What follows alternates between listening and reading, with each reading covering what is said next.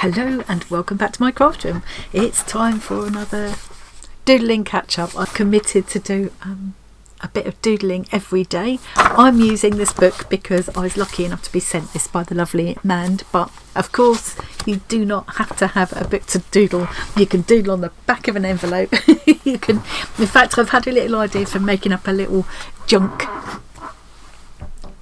doodle book, so I might do that in the next few days.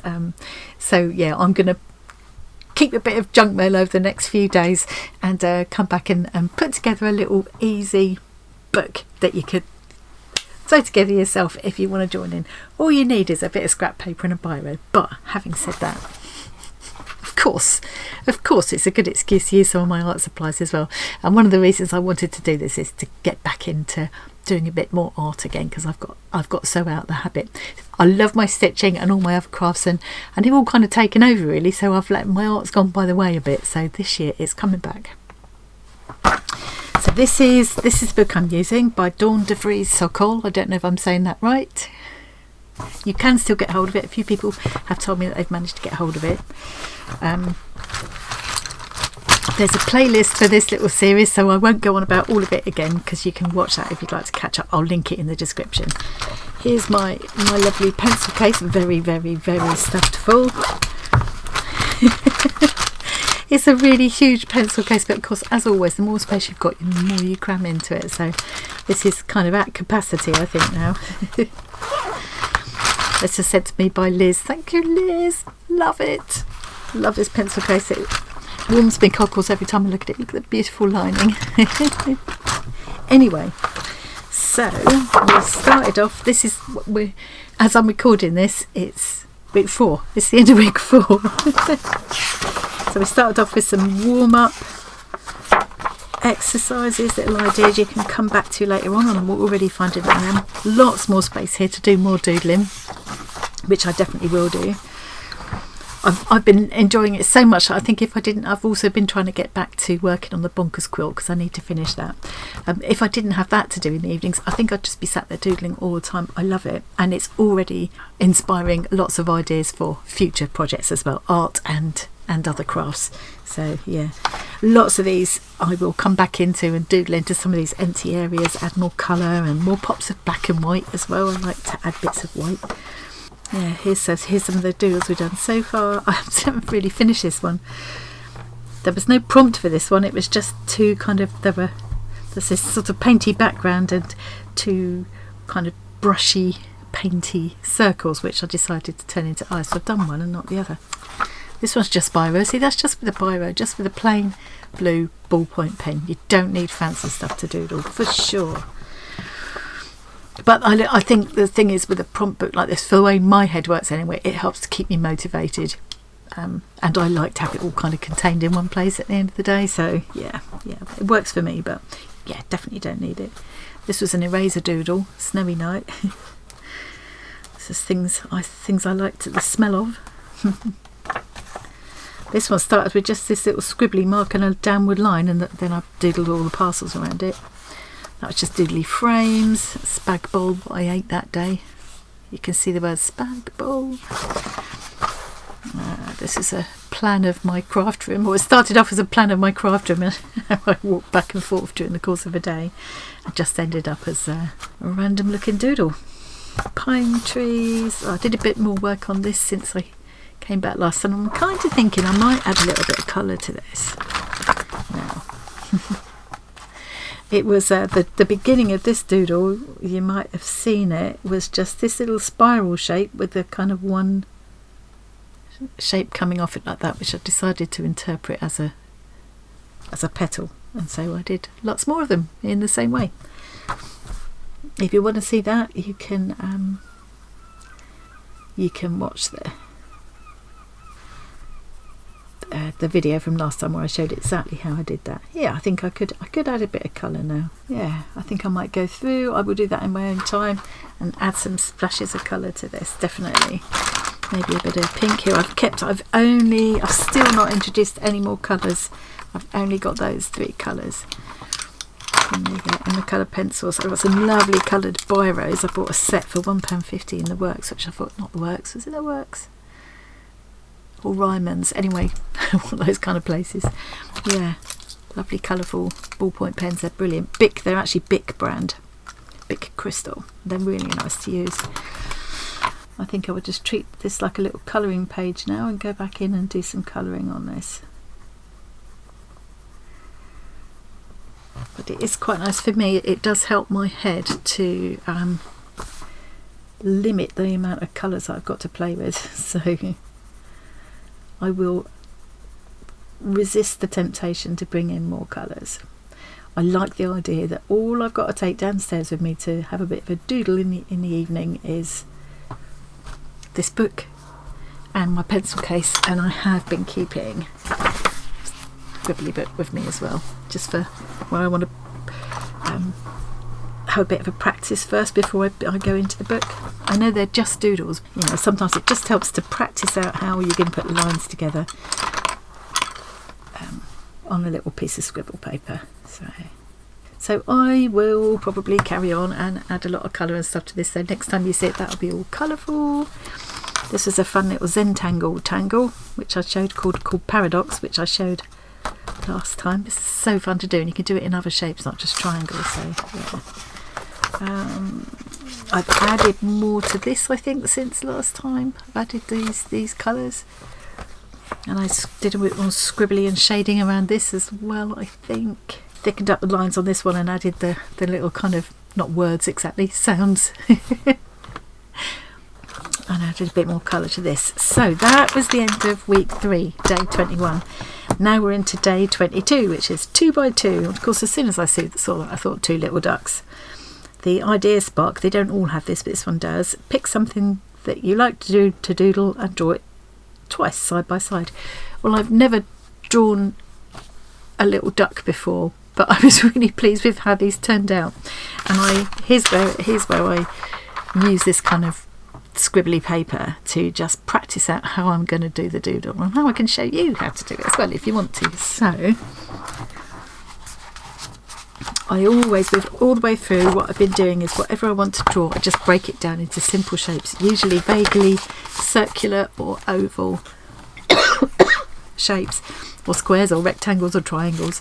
Obviously if it's 3D, then they're going to look more like spheres and cubes and pyramids rather than circles and squares and triangles, you know.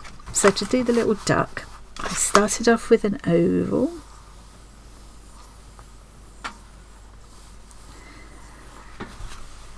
for the body, and then I added a circle for the head.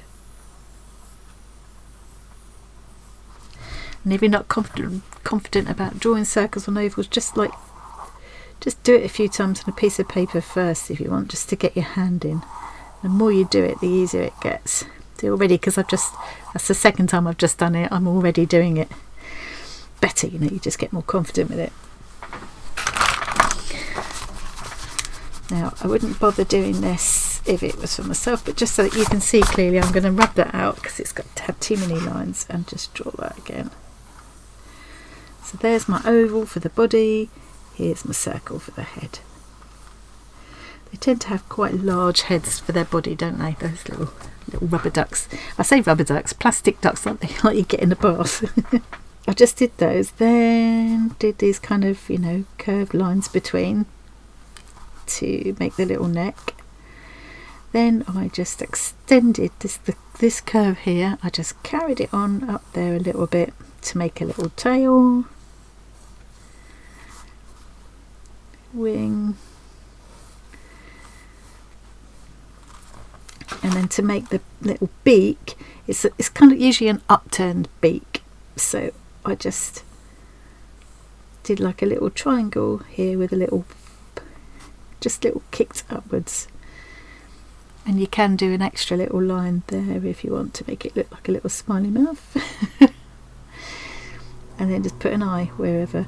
I think I tended to do my eyes just sort of like that. It doesn't matter really. You know, however you want the eyes to look. But it's a really cute little thing, and I got quite addicted to drawing them. I couldn't stop. and then I just drew some sort of ripples around them to suggest that they were in water. Yeah, so that was really easy. And then obviously trying to make it look a little bit more 3D, I just shaded darker around the sort of edges of the shapes and where the neck is, and just left a light patch here and here where the light would be shining off it, where it would catch the light because it's shiny plastic. So I was really pleased with them. So that was day 22. Now this one, I don't really know what to do with this one. When I first looked at it, I thought, oh, a fishing rod. I couldn't do anything with that. It's a shape that does recur throughout the book, or kind of similar. There we go, there it is again. One thing that, the first thing that strikes me, and quite often the first thing that strikes me at all about any kind of image, is the colour. And there's something I really dislike about this shade of reddish brown with the yellow. So that's going to have to change. I'm going to have to go over it or something. I think what I might do, because it's not suggesting anything much to me, I thought about making it into a zipper or tall buildings or something, but nothing is really hugely jumping out at me. So I think what I might end up doing is just, one of my go-to things when I'm doodling is just kind of shadowing the shape that's already there, but kind of pulling it out a little bit.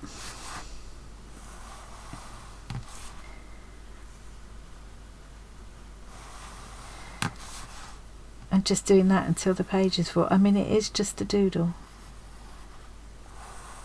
It hasn't got to be a work of art, so it might just be that is all I'm going to do. Didn't mean to go all the way down there. I don't know. I mean, yeah. That's the only kind of thing that is occurring to me. So what I'm going to do is come back to that in a minute. I'll rub out what I've done there, and I might, depending on how long it takes me to do the rest of these things, I might time lapse through that one for you to show you what it looks like. Or it might be that I come back and show you how that worked out last time. Let me know in the comments, what would you do? What occurs to you with that one? Do you see anything in there? Oh, another thing that occurred to me is I could have made that into a hand and coming around a doorway, peeking around a doorway, and this could be the eyes of a creature. But yeah, nothing is jumping out at me and screaming to me I want to do that, so I'm just not going to do it for a minute. This one is Doodle What's Here. Well, I can't shake off the idea that these are like watermelon slices, so that's what I'm going to do. This one, I don't know what this one is. I'm just going to ignore it for the time being. This is going to be watermelon slices. So maybe I'll just do this with biros this time. I've got a couple of shades of green, and I've got some red, and I've got black. I've got a white pen somewhere if I want it. I've got to make a start on this too. I'm itching to get going on my collage book. And I've got my art course that's going on, my online art course going on. So much going on. Okay, I've just googled some photos of watermelon just to make sure I've got the right kind of idea in my head. Not that it matters hugely. Yeah, bit of a lighter green.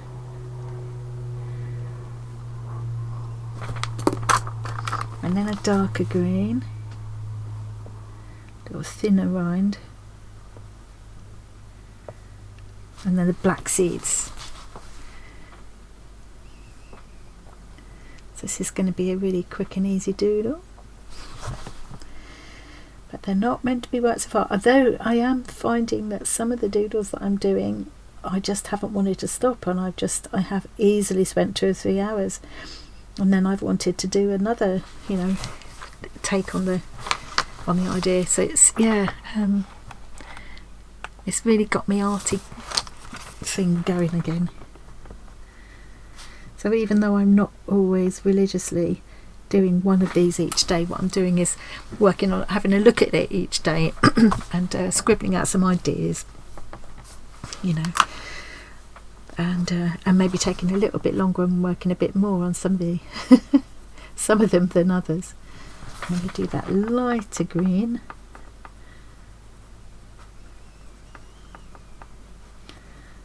scribble it in, and then one of these, put some of the seeds in. Oh, it looks much more like watermelon now, doesn't it?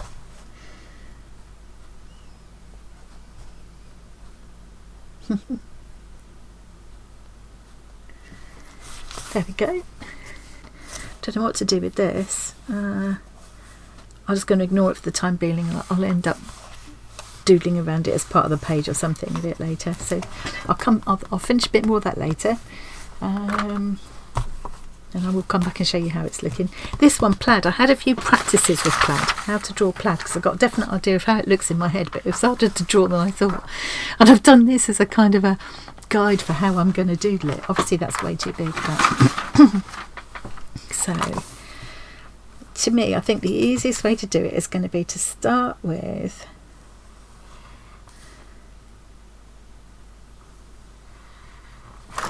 some parallel lines. So I've got two.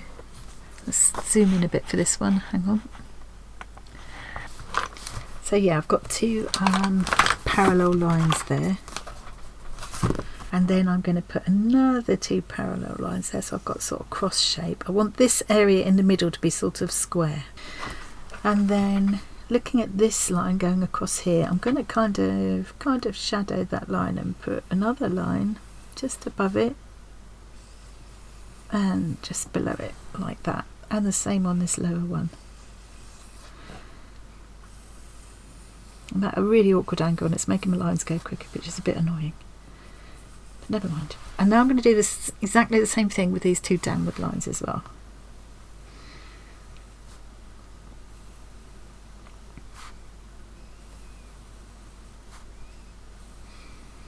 And I'm just going to draw a slightly bolder line around these squares that are formed there, just to remind me these areas are going to be the light areas, the white areas. Now, looking at this line here between those two squares, I'm going to roughly divide that into three. Same on this one.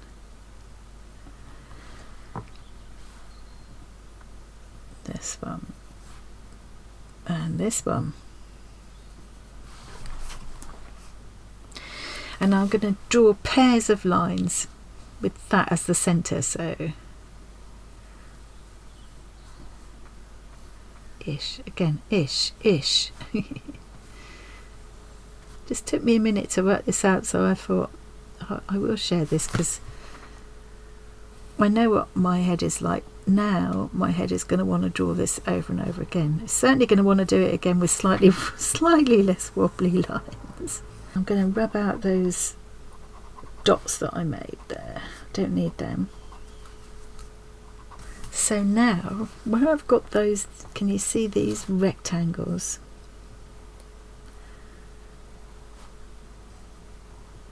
Just going to outline those because those are also going to be white areas, and the same on these ones.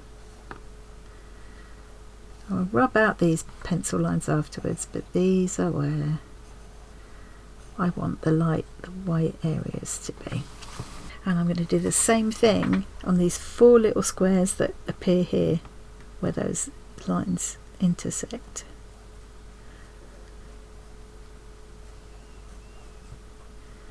Those four lines that I made first, so that the ones that are going here and crossing through the middle of this white square, I'm going to draw those lines in, but I'm not going to draw them across any of these sections that I've marked out as being the white sections. So mark that in as a solid line, but I'm not going over the square or rectangles that I've earmarked as being white areas.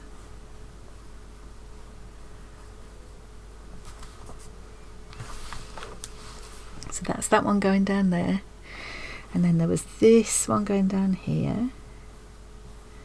So to work this out, I had to kind of think a little bit about how a plaid fabric is woven. And it's a really interesting weave. I don't know anything about it technically, but it's obviously it's very complex. I'm going to follow this line across, but again I'm not going to mark it in where those white areas are. This is the kind of thing that my head being like it is, now I've worked this out, I'm going to keep wanting to draw it in different colour combos and things and explore the whole idea. And I probably will also go down the rabbit hole of wanting to know more about plaid and how it's woven. Okay, so where that line is going down here, but we've got these white areas, I want to indicate the line as it goes through these squares, but it's not going to be bold black, it's going to be black mixed with the white. So I'm just going to show that by doing a little diagonal line, and that's what the weave looks like, isn't it? It's got this kind of diagonal weave to it. So here I've come to the this little white section, and I'm going to do that, and I'm going to do that for this line as well, and then these lines going across. When I do the lines across, I'm going to go in the opposite direction, do my diagonals this way,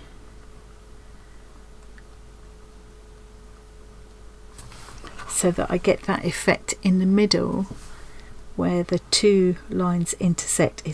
Makes a little tiny darker square in the middle there, which is something you see in the real fabric.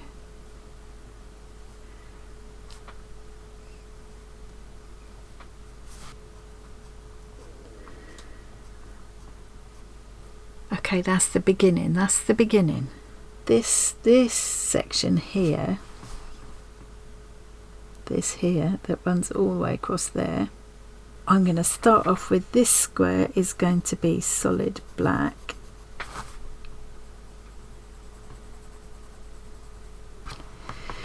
but where it crosses with the white section coming down, where it intersects with a little rectangle that lines up with these white sections, I'm not going to do a solid black, I'm going to do the diagonal line again, and I'm going to do it in the same direction as I've done it there for this line. So I need to go this way.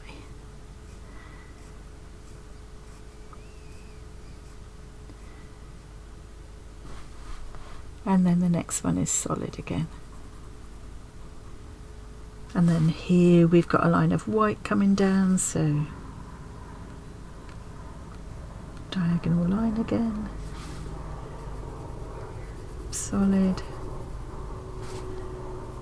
I love this kind of thing because I've got to concentrate, because there's a pattern to it that I've got to follow, but because it's a pattern, it's quite relaxing. At least it is for my mind. It might be that not everybody finds this kind of thing relaxing. If you've got a head like mine, you'll find this quite relaxing. This row here is now got a line of white across there, and the black is coming down here. So this square can't be solid black. Again, it's got to be the diagonal line. Nothing in that one, because that one we've earmarked as staying white, and then back to the diagonal line. Skip the white one, diagonal lines. Skip the white one, diagonal lines. I've got a solid black, but we've got the white coming down here, so I don't know if this will make sense to anyone else but me, but I'm in my element here. And it's funny how these things take you down such rabbit holes. Yeah, I can see me now getting lost for several hours reading up about how they weave plaid. And it might open all kinds of other possibilities as well. Who knows? I think it's beginning to have the look, isn't it? I'm going to try and rub out some of my pencil lines now. My original guidelines, Just lift a little bit of those graphite lines so they're not so obvious, but I can still see them.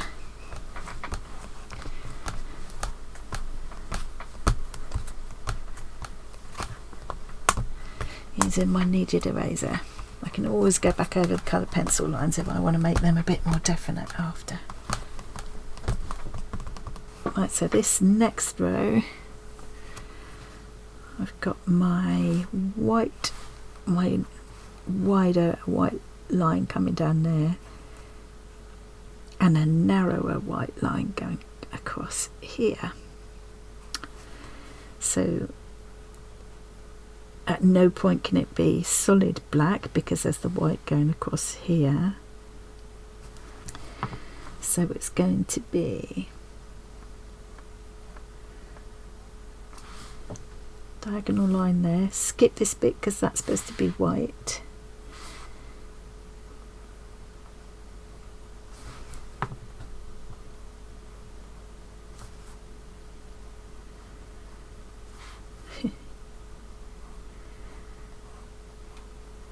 I find this kind of thing totally absorbing. Right, now I want my little solid black section, and I guess I could, if I wanted to, I could add some red to this as well, or stick into my normal colours. I could make it pink,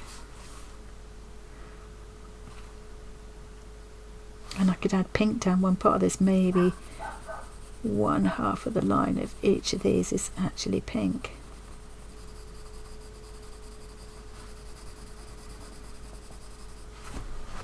So I'm going to carry on playing around with this a little bit more and getting this plaid effect, and yeah, I think there's so many ways you could do this. You know, I could have like doodled a bit of folded fabric. I could have made a much simpler checked pattern, I guess, but I just really got interested in doing this, and yeah, and I'm just enjoying it. So I'm going to carry on and do a bit more of that and come back and show you how it got on. The letter M, I think all I'll do for that is doodle different shaped M's all over. I will fill this page with M's. I think that's probably the best thing to do with this. It's quite nice that it's got the it's actually got lined paper, so you know, I could do a bit of calligraphy or something, couldn't I guess, or just a bit of writing practice.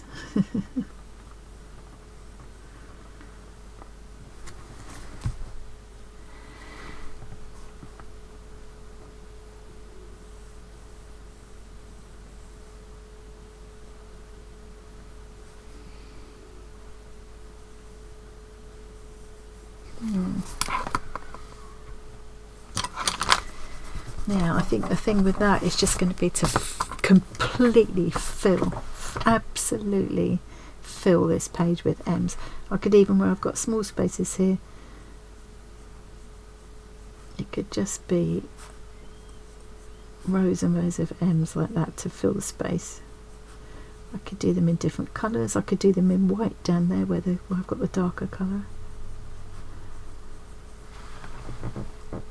Just use it as a filling pattern like that. I could also have a look at different, I could get up some different fonts. If I have a look on Google, here I've just got Google Fonts up and I've just typed M. I could even type several capital M's and several small M's, and then I'm going to just work my way down here and have a look. See there where it's got the kind of handwriting looking. I could copy that. I like the way that one gives you it, how you're supposed to join it up in proper cursive writing. Quite like this very simple one. Rubik Storm. And some of the old-fashioned ones, one of the things we used to do at art school many years ago, we were given a certain font and a certain letter, and we had to draw it huge size, but actually measure it by the fraction of a millimetre. I like this Ubuntu. It's an interesting shape. I'm going to draw that one out a little bit. I like that it's got kind of slightly rounded, kind of struts of the M are sort of slightly rounded. I like that. I've just drawn an exaggerated sketch of that. But yeah, even some of the sort of more familiar fonts, That was quite nice. Lobster too, like that too. Well, I could go through and do a bit of a random collage and cut out a lot of M's from a magazine. I like this one, Gravitas. It's a bit of a different shape to draw. Dancing script, that's nice. It's one of the more normal looking ones, more like we're kind of used to looking at. A few ideas I've sketched out there as I've gone. That would be definitely one way to go, would be to draw lots of different fonts and styles of the letter M. Or I could draw things beginning with the letter M. Melon. Monkey. Can't think of a single other word beginning with M. Molecule. Mona Lisa. I could think of all sorts of words beginning with M and doodle those. I could just take this letter M and just start expanding on it. Not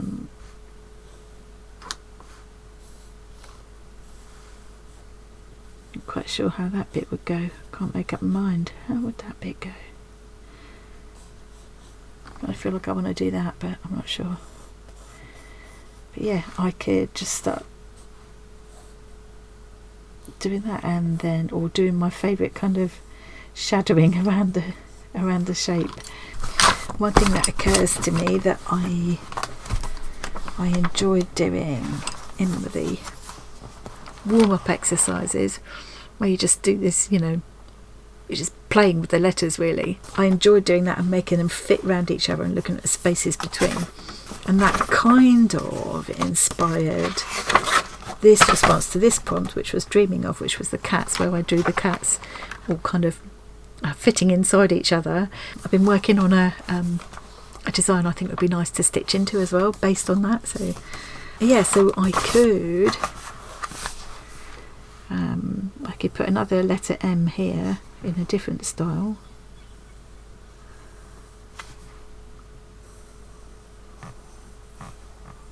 And then just start sort of, you know, playing with the shape of the letter M and just doodle, you know, fairly organically.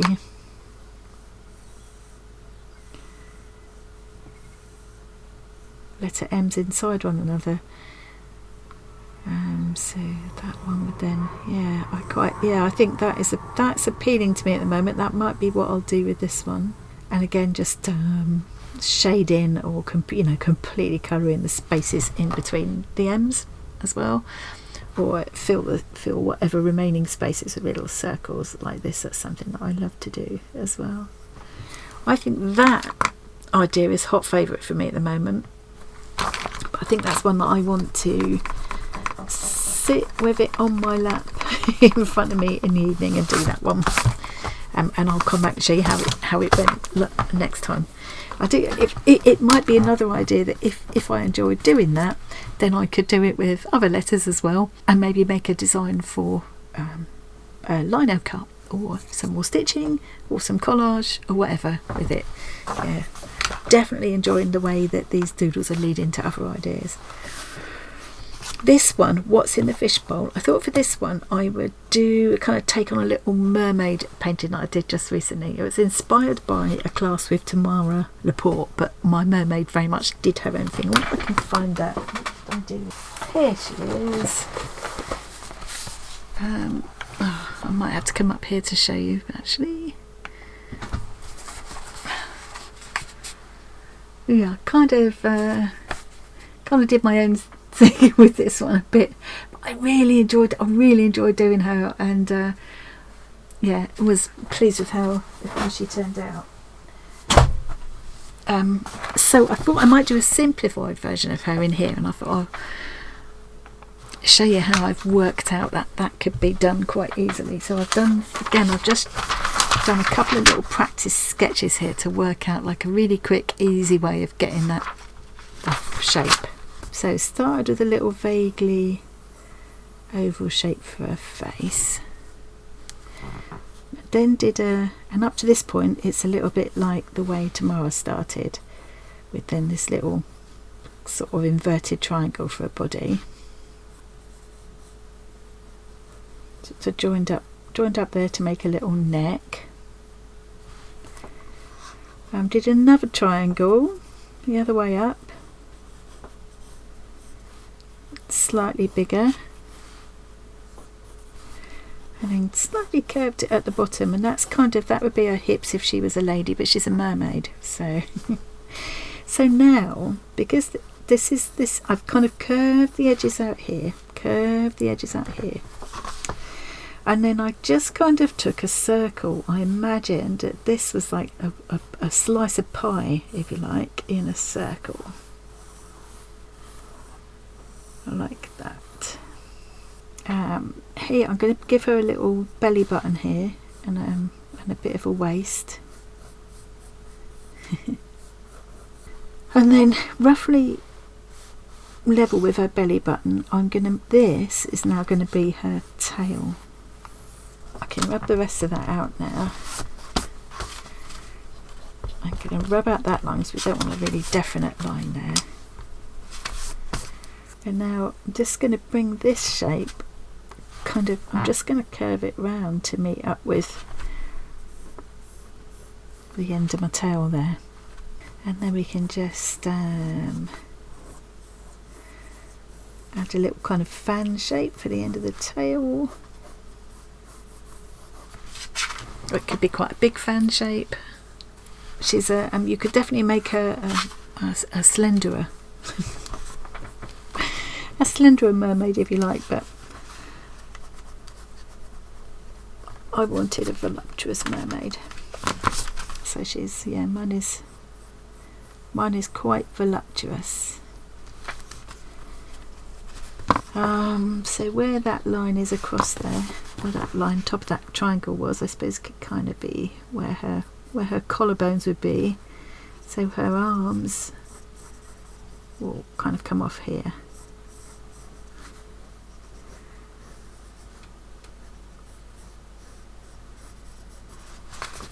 Well, I've just done a long tapering line. You could indicate hand if you wanted to, but it's just a doodle. Then I'll just put a line across here, and this can be where her little, you could do boobies, or you could make her a little little bikini top.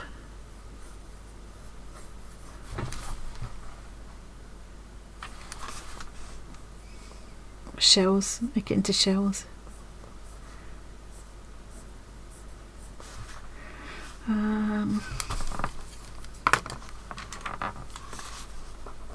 I didn't give her any ears because I decided she was more fish-like. She's probably got gills somewhere. But doing the classic kind of face thing where you imagine it divided into quarters. If you wanted to do a normal face, you leave roughly an eye width in between. Then you do the two eyes, which are about halfway down the face, and then halfway between the eyes and the chin you can put a little line, and that's the nose. Halfway between the nose and the chin would be the mouth, and that would be more of a classic kind of face. But I wanted her to look more fishy, so I did my eyes, I did imagine them on a halfway line roughly there. I did these big eyes that would be looking more at the side of her head, like that. So just scooped out these kind of bites out the side like that, and then make them into circles. I divided those to give her some eyelids.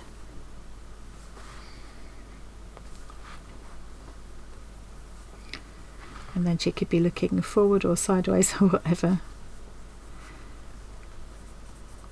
Little nose. I might do a big wide mouth like that, so again it's even more fishy,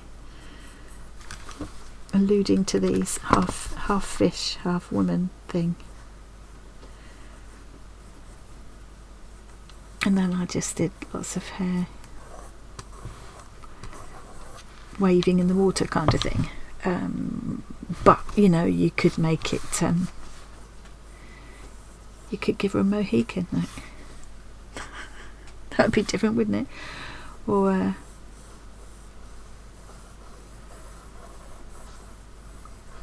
more kind of almost seaweedy looking hair like that. That could be really interesting actually. Seaweed for hair, yeah, I like that. Or it could look almost like coral or something, couldn't it? Yeah, I like the idea of seaweed for hair. Maybe she's a bit like some seahorses and other creatures that can, a bit kind of chameleon, change her colour and shape to merge in with the surroundings. Oh, I quite like that.